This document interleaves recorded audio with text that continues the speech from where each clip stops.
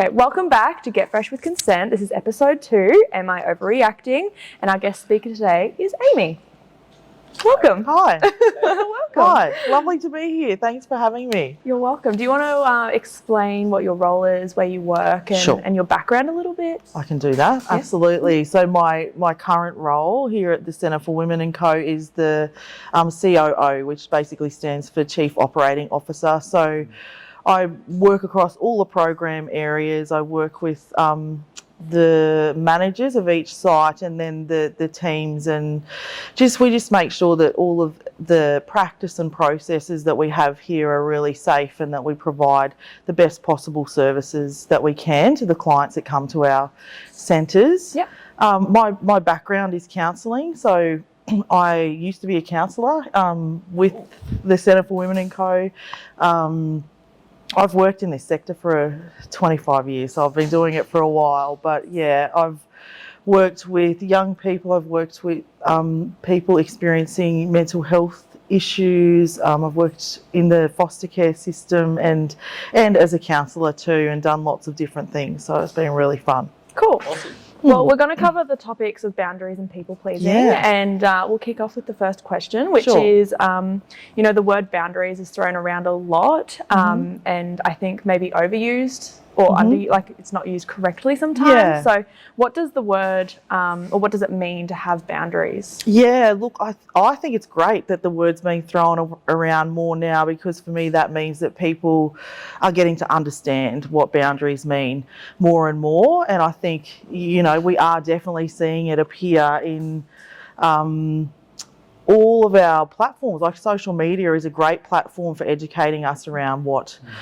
different things that impact us. I think social media is helping us to understand these things better.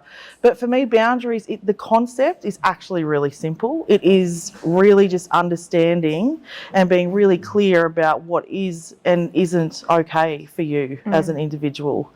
I think actioning and articulating boundaries is a different story. I think that can take some practice sometimes, especially if you're not used to talking about boundaries or even understanding what boundaries are.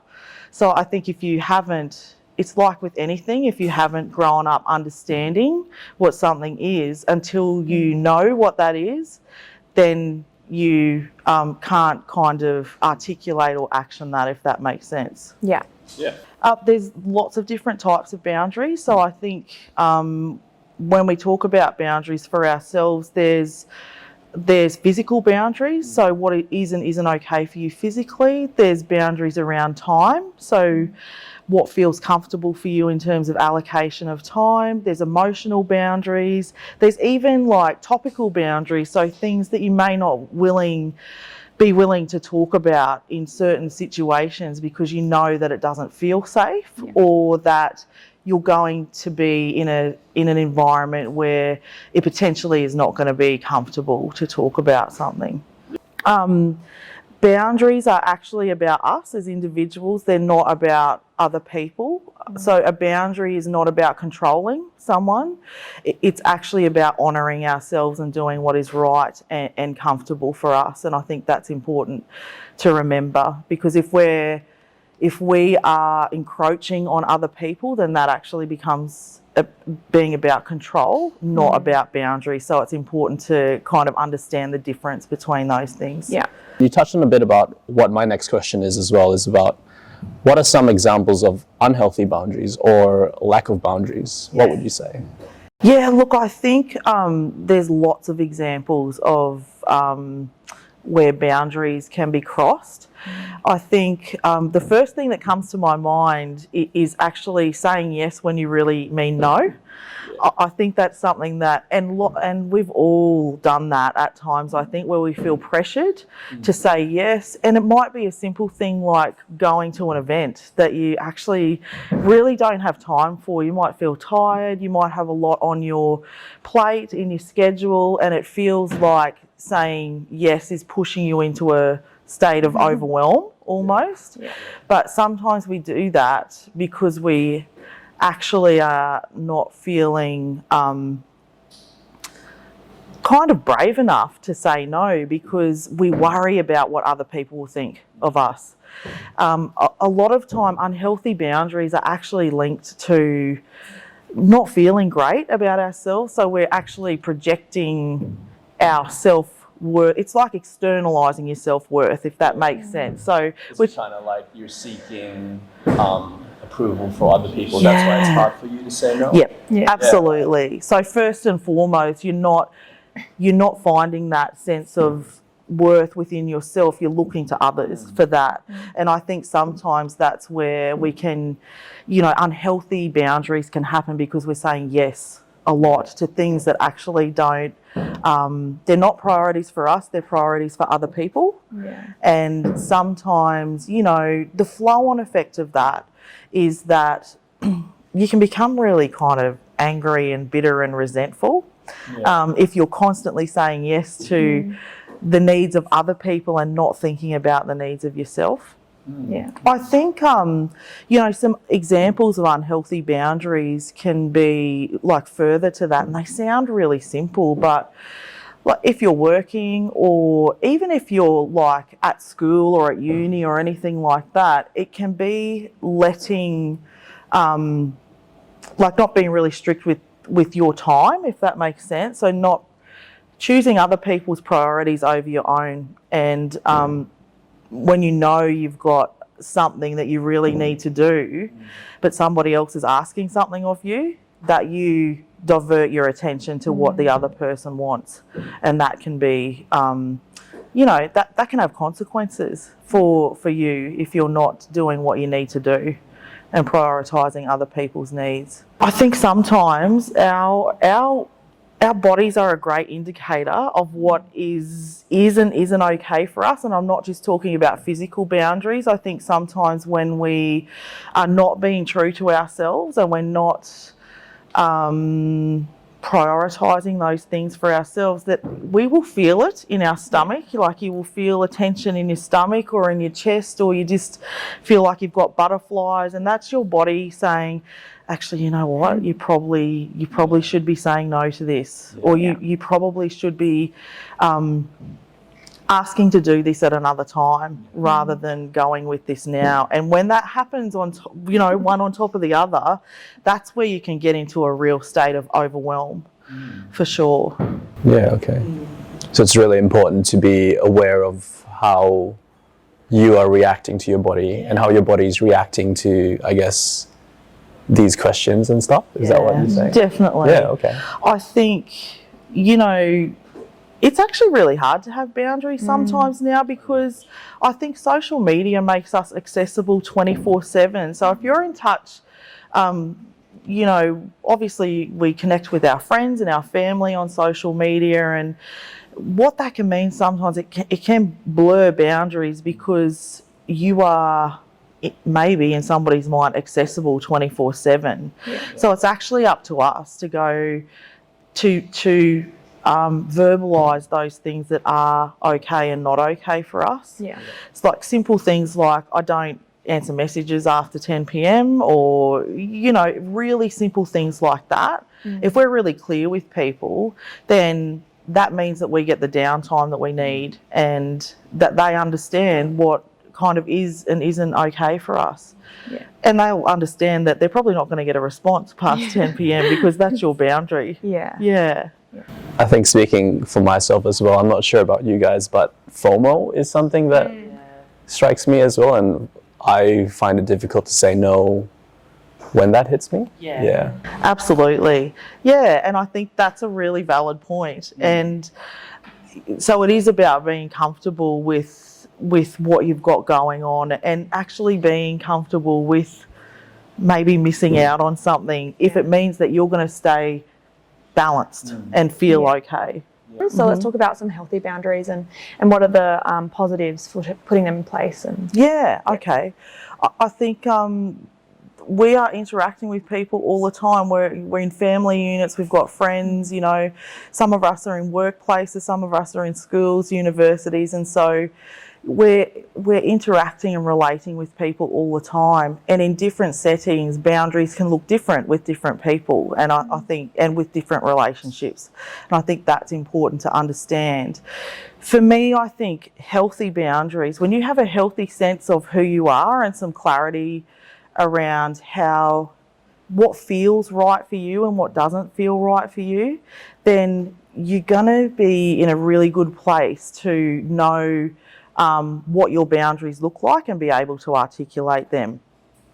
I think somebody who has really healthy boundaries kind of knows some certain things, and I think one of those things is that they know they're not responsible for other people. So they know that it's not their job to fix other people. That doesn't mean that we don't have empathy and compassion for other people, but we know where we start and stop, if that makes sense. We don't have relationships that are what we would call, in a therapeutic kind of way, enmeshed, and that means that there's no boundaries or understanding of individuality. So I think people with good boundaries have a really good sense of themselves. I think some other examples of good boundaries are, the best one for me is saying no. Is actually getting really comfortable with saying no when you mean no. And it's actually a really kind way to relate. It mightn't sound like it, but I think clarity is actually really kind in relationships. And when people don't understand where you're at and you're starting to feel really bitter and resentful because you're not saying what you mean, then that's actually not fair on the other person. So whether that's a friend or a partner or, a parent or a child, whatever the case may be. So I think, that's super important. It's sometimes hard to do. If you're not used to saying no, then it can take some practice to learn how to do that. And there's some ways that you can kind of step yourself closer to being able to do it, for sure. I think further to that we need to remember that it's actually okay if people are unhappy with us. I think a lot of the reason that we don't have boundaries and that we are people pleasers is because we're actually really worried that people will get upset with us, not like us, and even not love us. If you have an experience in your life of feeling less than or unloved, then sometimes that can push you into a place of really extending yourself to feel liked and accepted and loved. And that is a good thing to kind of just be curious about whether that is happening for you or not. Yeah, that's a really good point, because I feel one of the barriers of starting to say no is the fear of, not pleasing people. Yeah, absolutely. Especially people that you're close with or that mean something. Exactly. I think that's a little complication in that, and that's a really good point, Ella, because I think sometimes we might find that actually in some relationships we're absolutely able to be assertive and say no and be really clear about what our boundaries are. Sometimes the closer we are to people, the harder it can be, because those love and being liked and being accepted are super important to us from some people more than others, and that can really impact whether it's easy or hard to be really clear about what your boundaries are too. Awesome. All right, so the next question I have is, what is the crossover between boundaries and people pleasing? Yeah, look, I think we've talked about that a little bit so far. I think people pleasing is essentially it's a lack of boundaries, basically. I think there's a big difference between, like I said before, being empathetic and compassionate. I think you can absolutely do those things but be a really boundaried person. I would actually go as far to say that you probably have to have really good boundaries to be authentically compassionate about towards other people, because otherwise it's a blurry. It's not done without expectation or some kind of what's the word I'm thinking of? Where we expect something in return from other people. Yeah. I think people pleasing is actually about really putting other people's needs and perceptions of you before yourself. That's absolute. No matter who the person is that we're trying to please, that's the bottom line. If you find yourself putting yourself last all the time and not considering your own needs, then you're probably people pleasing. It's actually a really normal thing to do. Also, I think. Like I said before, if you don't know about boundaries, or if you've been in situations where it's your job to do things for other people and be a carer and a nurturer, and they're all things that we're told are really good things to do, and they are good things to do if they're balanced and if they're done in a way that works for you too. Cool. So we know that there's a correlation between people pleasing and trauma. Can you explain a little bit about that and expand on it a little? Yeah, I think I can definitely do that. I think we kind of have touched on it a little bit already, and that is, trauma is a really broad term, and we can be impacted by trauma at any time through our lifespan. But when I think about people pleasing and trauma, I think about people who maybe at some point in their lifetime have had to really work hard to feel valuable and to feel seen and to feel heard, and that could be at any time in your life. But often people who aren't clear with their boundaries and tend to prioritise other people might have been conditioned to do that. Sometimes in families, young children are sometimes expected to do more, whether that's task orientated or emotionally, like carry an emotional load that they're actually not quite ready for. And sometimes that can get really ingrained into who we are, and we start to think that, to be valuable, for me to be seen and heard, and for me to be valuable, and for me to be a good person, that's what I need to do. I need to show up that way, and I can't show up any other way. And we've all either seen or experienced that whole idea of we have to be good, and we have to be quiet, and we have to be helpful, and we have to look after other people. So in a way, sometimes we're actually conditioned to... Expected to. Expected to do that in a way. So there is nothing wrong. If you are a people pleaser, if you have trouble with your boundaries, then welcome to the club. We all do that at some point in time, and it's completely normal. But when you can see it in yourself, and you can kind of get a couple of little tools in your toolbox to get better at being a bit more courageous to speak to your boundaries and put them in place. Great, that's so good. All right, the next question I have is, how can someone who struggles with people pleasing start to implement healthier boundaries? It can be really hard, and the longer you've been a people pleaser, sometimes the harder it is. But you can do it. You can absolutely start it at any point in time. To go straight into something, especially a friendship or something that you've had for a long time, and to start to be really articulate about boundaries can sometimes be a bit challenging, and it can be a bit confronting. sometimes doing that can actually, you know, change relationships in a way.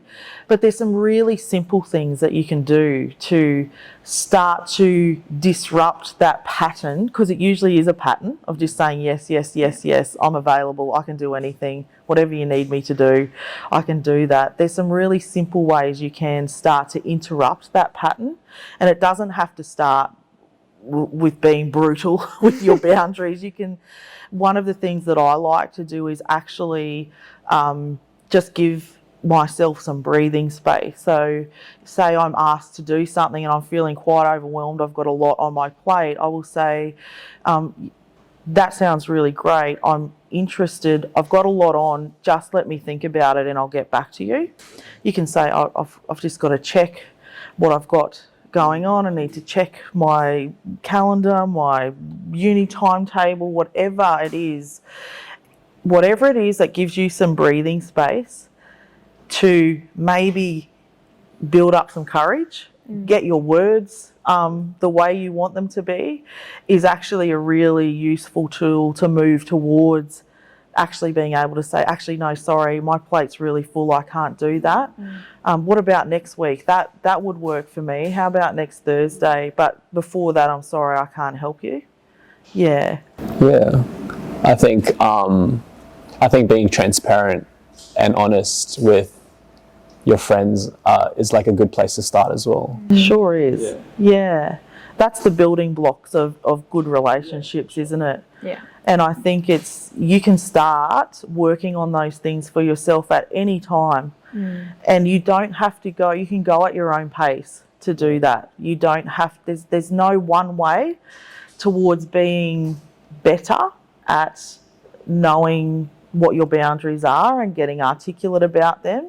I think it's you know, you can work at your own pace. And if it takes you a long time, that's totally okay. That's just, everyone has a different kind of way of processing and journeying towards where they want to be, and that's absolutely okay.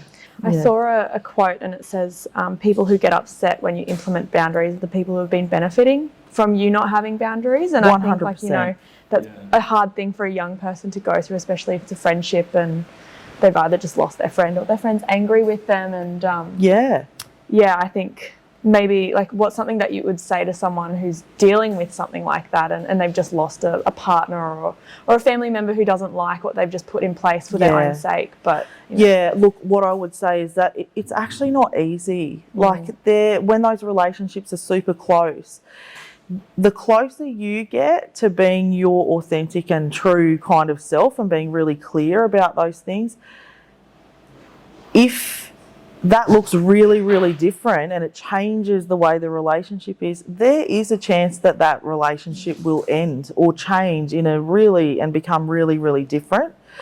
So, you know, it's just about knowing that those feelings that we talked about before, so those body feelings, that sense of anxiety in the pit of your stomach that you have when you're constantly saying yes, when you want to say no, when you get through the tough part of that relationship changing, it will actually get better. Because those feelings, you're not going to have them as often, because you're not constantly putting the needs of that person, whatever that looks like, before your own. And I think it's important as well to, if you're on the other side of that, to be very understanding of your friend who is setting boundaries. Absolutely. I think that's a brilliant point, Sydney. And I think, you know, a lot of time we can think about how everything impacts us. It's all about us. It's also super important to be accountable for that relationships are a two-way street, and that we need to consider how we might be impacting other people's boundaries also, and be really, you know, when you are with like-minded people who are wanting the same things and working towards the same things, you can actually start to have conversations about these things and go, oh, you know, look, I just noticed that you didn't look really comfortable when I asked that. Are you sure you're okay with coming with me to this event, because you just looked a bit uncomfortable? Can I just check in that that's an okay thing for you? So yeah, I think we can always be thinking about others too. Boundaries is not about being self-obsessed and being egocentric. It's not all about us. So what is the connection between gender, a lack of boundaries, and people pleasing? Yeah, look, I think there definitely is a link. And I could probably talk about for a long time, to be honest, but I'll try and keep it really simple. I think it really comes down to societal kind of gender roles and stereotypes and the way we raise girls and boys differently, and you know, how gender is assigned and that kind of thing. I think we're getting better at this, I have to say, as a society. I think we're definitely getting better. But there is this kind of lean towards girls being the nurturers and the carers, and some of that is some biological kind of, you know, girls become women who become mothers, and so there's that biological role and as nurturers and carers that females have at times, and so there's this kind of sway towards, for girls and women, I think, that they more so are likely to be people pleasers because of those roles, because we're encouraged to be more caring, to put the needs of others before ourselves, to be, you know, I talked before about that, to be a good girl or a good boy, but I think for girls that pressure it's a little bit more present for sure, and so I think gender definitely you know, plays into that people-pleasing behaviour for sure. Thank you for coming, and thank you for chatting with us about boundaries and people-pleasing. It was really nice to have a little bit more of a clear idea of what those are and how we can implement them, and we'll talk about the next episode. My pleasure. Thank you. Thank you very much for having me. Next week, we'll be talking more about red flags with our friends Michaela and Kiana. So join us next week for episode 3. Bye. Peace out, rabbits. We got it.